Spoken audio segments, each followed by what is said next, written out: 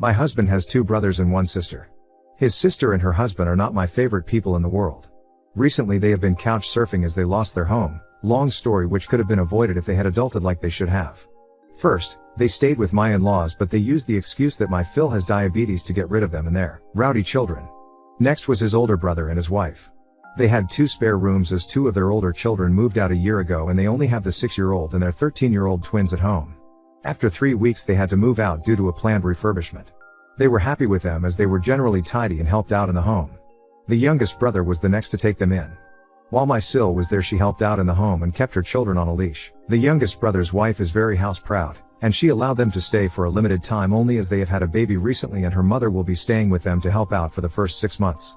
Then they emotionally manipulated my husband to say okay. I agreed to it on the condition that she and her husband as well as their children keep the place clean because in the past the only place they are messy in is my home. For example, if they are throwing something into the kitchen bin, they will throw it in the general direction of it and not in the actual bin. It's extra gross when it's food stuff that dries up and stinks out the place. Similar things happened in the past where she would leave her sanitary towels on top of the bin lid in the bathroom instead of in the bin. Her oldest daughter started her periods recently and I asked the younger brother's wife how things were for tidiness. She said she had no complaints. They went to bed on time and kept the place clean. However, they were there for only 2 weeks. They are always tidy at the other houses. I know this from experience too. During Christmas and summer holidays when we stay over at each other's places I've seen the difference in how they are at my place and the other places. Before they moved in I made the younger brother, and my parents-in-law's witnesses to them agreeing to keeping my house as clean as it is and to chip in with chores. If they broke the rules they would be out immediately. She fussed and denied past wrongdoings but said as you wish your highness sarcastically. The first 5 days were smooth sailing. This morning I found a sanitary towel on top of the bin and not even wrapped properly. That is not all. Her daughter is staying in my daughter's room and she made a mess of the shampoo and conditioner in her bathroom and had left a tampon on the side of the sink forgetting it from last night. Her husband leaves early for work and the kitchen was a mess when I finally got downstairs. I have a curious toddler and I don't want him to pick up a bloodied sanitary towel.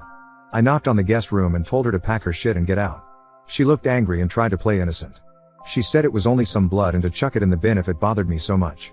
I told her no and picked up her suitcase throwing their stuff in it. At first, she wouldn't leave the house saying she was going to wait for her brother as she doesn't take orders from me, but I told her this house belongs to me too. I dropped her and her youngest ones off at my in-laws. A few hours ago her husband came back from work and when I wouldn't let him in he made a scene. He went to my in-laws, but they don't want them there due to Phil illness. When my husband returned from work my in-laws turned up in our driveway with her and her family within 20 minutes. They are still standing outside and squabbling about being let in. I refused to open the door and told my husband if he backed down he wasn't welcome in our home either. Update 1. Quick update. Yesterday my driveway looked like a scene from some Mexican standoff. They were out there discussing the matter while I refused to go out and engage. After 2 hours, yes 2 whole hours they left. They are currently at my in-laws, but they made a promise to return to discuss the matter tomorrow as everyone will be home from work, and that way we could all find a workable solution. Well, at least that is what my husband relayed. When my husband got inside I told him that I would not have them in my house. I told him that he could clean up after them. Which he did. After cleaning up he asked me why I made him do that. I told him I was just as grossed out over other people's bodily fluids as he was, and unlike him, I wasn't biologically related to them. So if he found it unsavory, imagine how shitty I felt in the past cleaning up after them. He promised to buy a new bin and bleach the sink 3 times. Our strategy for tomorrow is that under no circumstances are they coming to live with us. His niece will be made to clean up the bathroom shampoo and conditioner mess. He left that part for her. In the meantime, our daughter can use our shower. We'll see how this turns out tomorrow. Update 2. Yesterday was a long day at my in-laws. We went early to get it over and done with. My in-laws started with the guilt trip first. They mentioned that they would take them in until they found a place, but due to Phil diabetes, it wouldn't be good for his health. I told them to tell their daughter to parent her children so they wouldn't run around amok like monkeys. That way they could stay with them as they have spare bedrooms. That didn't land well with Sil. She went on a tirade about how I have always been jealous of her and that I was trying to drive a wedge between her and her brother. I told her she didn't like her own life so me being jealous of her and her life was a stretch that required suspension of reality. She asked my husband if he was okay with me telling him what to do with his family as he always stays out of my family's business. She told him to lay down the law and tell me that his sister and her family would stay as long as IT took them to find a new place to stay. My husband was having none of that. He told her that the house was mine just as much his and it was a 2 yes and 1 no deal. Just because I was stay at home now didn't mean that I didn't contribute to buying the house when I was working. The younger brother and his wife said they wouldn't be able to host them as they had his mill staying due to the baby. The older ones mentioned the refurbishments. Both the younger and the older one's wives said that I was making it up about the cleanliness, as she always kept her own house clean and kept their places clean. They told me to suck it up and act like family. I told them I wasn't there to argue about her cleanliness, as I saw what I saw and her brother was witness to it and had to clean it up. He confirmed that he did and that I wasn't making it up. My Sil slipped up and said, "Why did you clean it up?" to her brother, because according to her I was meant to clean it up. Either she is the dumbest bitch alive to admit it, or she knows she has the whole family in her pocket.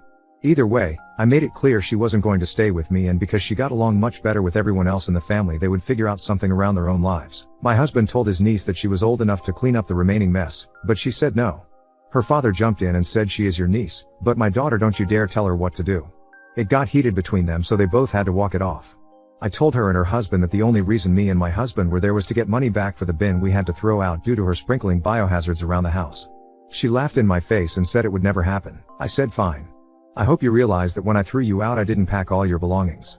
I still had her daughter's Switch, her husband's and her two younger ones' tablets, and some of her jewelry, and a few other bits and pieces, as it all happened so quickly that day. It would all be sold to recuperate my cost. We left, but she was yelling loudly about what she would do to me if I dared to sell anything.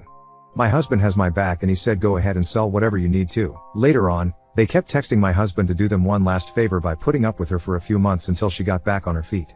I told him that no matter what I wouldn't agree to let her slobby husband, and her horde of children back in. They texted me too, guilting me about his niece's education.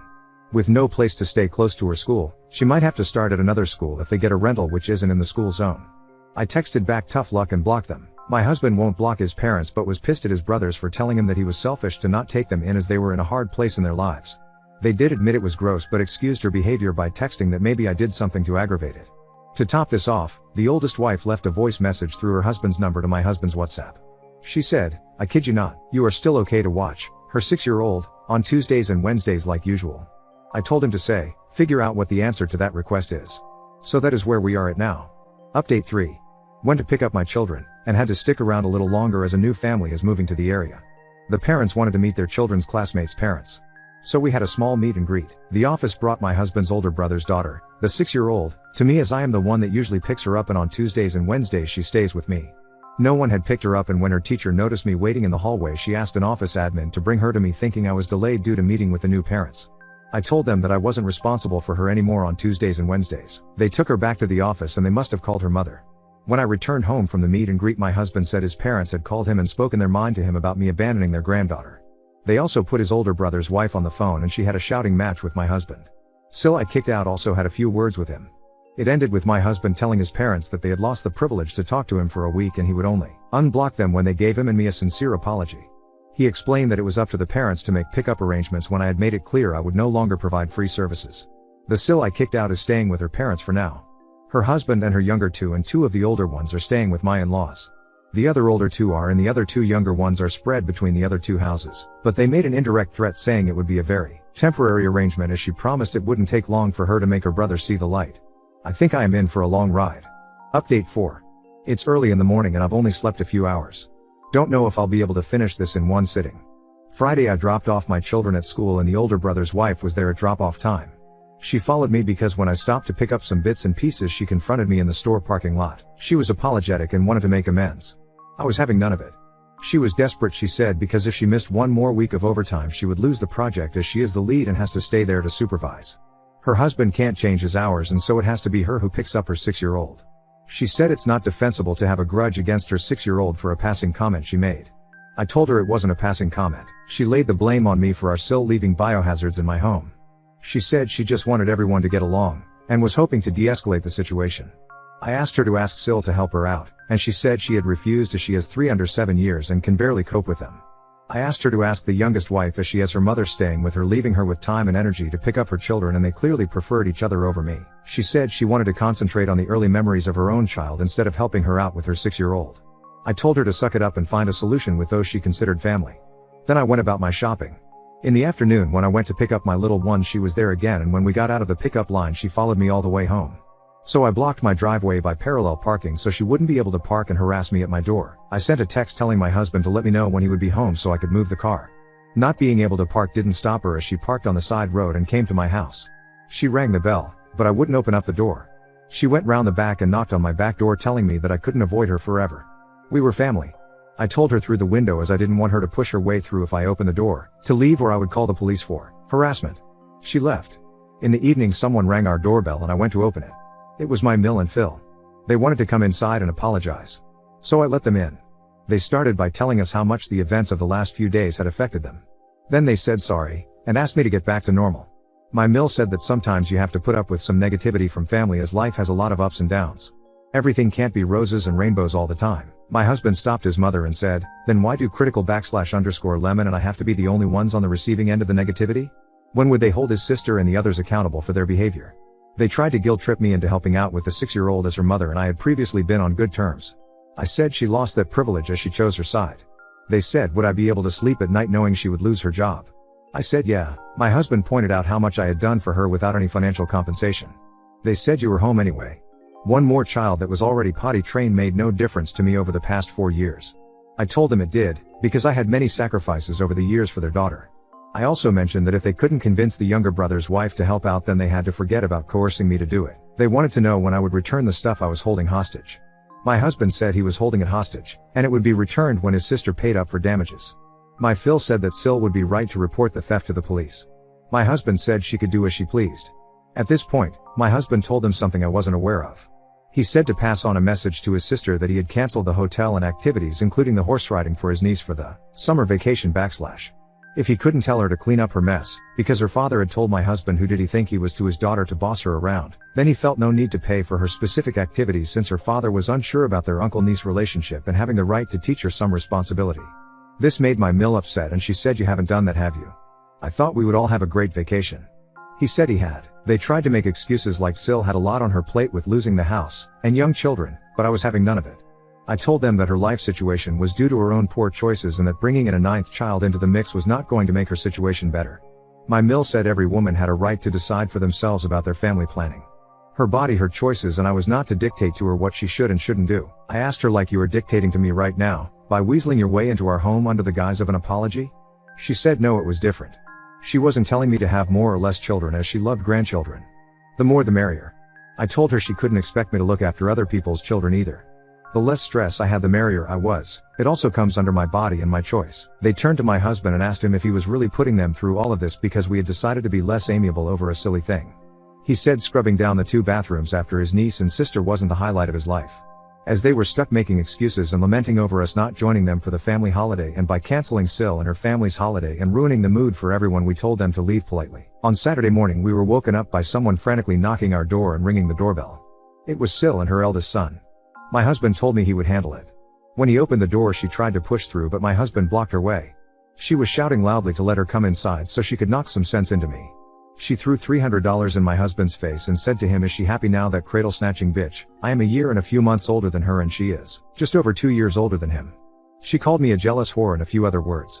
She told him that I had ruined their family by manipulating him. Edit to add, she said now that she had returned the money she wanted him to rebook the vacation and activities ASAP. My husband said it wouldn't happen if hell froze over. He told her to wait outside while he grabbed something. He went inside and put their stuff in a bag, except for one of the tablets that he had bought and he was still paying the insurance for. He opened the door and threw it at her. She was cursing and told him to grow the fuck up. She said she would report him for damaging her stuff. He told her all was caught on camera, and if she wanted to take him to court to really think of her children as they could barely afford a roof over their house let alone a lawyer. Before he closed the door on her face he told her to not step foot on our property again. She left without more drama. My Mill and Phil phoned us and tried to talk some sense to us. My husband and I had agreed to let them see our children under certain circumstances. They said they had grandparent rights. I told them that although I was no lawyer their rights were very limited in the state we live in. If they wanted to have a relationship with their grandchildren they would have to start respecting me and my family. Right now we are NC with the other brothers, their wives, Sil, and her nuclear family. We unblocked them to send a message to them and then blocked them again. If the children of the older brother want to speak to us and spend time with us it's fine by us. The 6-year-old can only come by if her older siblings are there to supervise her on the weekends when we have time to host them. No more dropping by as and when they wish. If they let their parents use their numbers to contact us, we will block them too. While we were sending messages to everyone and they were unblocked, the older one's wife phoned me and said she would pay me $7.50 an hour for the days I looked after her 6-year-old. I told her no, thank you.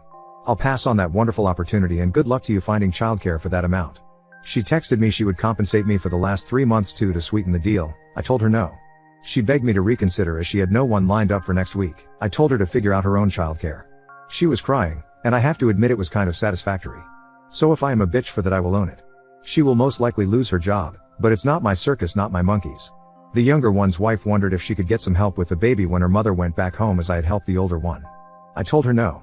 That would not happen because I did not want more regrets in life, but when the baby grows up and wants to spend time with their uncle one-on-one, they can come by if we have time to host them. In the meantime, she could ask Sil to help her when her mother left. Sil and her husband are completely blocked. Their children are on NC list as things are very complicated with their parents. My husband and I came to an agreement that we would go LC with his parents.